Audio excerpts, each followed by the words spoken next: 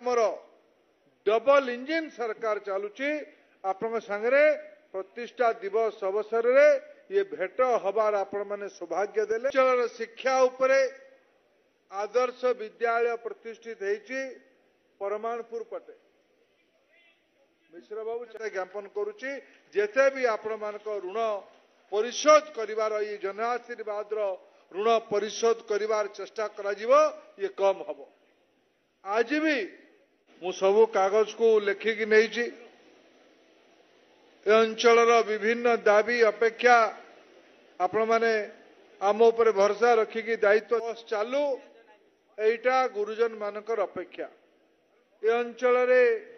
आउरी स्कूल रो विकास हो थिला। डबल इंजिन द सरकार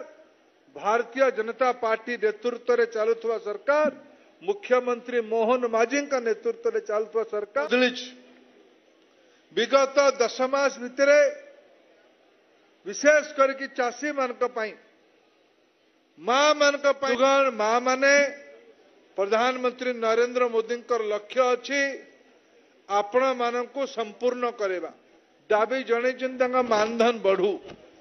एटा गोटे युक्तियुक्त कथा मु भी व्यक्तिगत भावे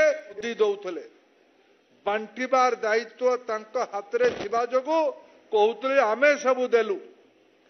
आमर 20 वर्ष देश रे आम राज्य रे शासन कले महिला मानकु मिशन शक्ति ना रे एकाडी करतो आपण मानकर सहयोग आवश्यकता अछि। आपण मानकु आहुरी अर्थनीति दृष्टि मां मानकु भौणी मानकु 10,000 कोटी टंका बैंक खाता रे दैछु राशि परिवार को गला ये आपणक सरकार पैसा आपणकर आमे कहितलु धान क्विंटाल 3100 टंका करिवो 3000 टंका कहितलु वास्तविक आमे 3100 योजनार अभाव नहीं किंतु बीजेपी रा कार्यकर्ता माने केवल ब्लॉक को ठिका पट्टा परिणत करा जिवो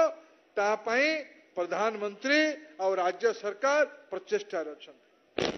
मु आज भारतीय जनता पहुंचेबार हनुमान आज रामनवमी आम समस्ते लोकंकर हनुमान मुख लोक सेवा लोकंकर कष्ट बहुत अच्छे सरकार आज कोटी कोटी टंका आसुची दिल्ली रू दायित्व नेबा दरकार गरम दिने पाइप जोगे गत सरकार भूल नीति जोगो पानी आसबार विलंब आवश्यकता अच्छी लोकों कथा शुणवार आवश्यकता अच्छी खरारे झाड़ बोहेबार आवश्यकता अच्छी खरा दिन सरकार दायित्व एटा रब बाबू दायित्व नेबा दरकार।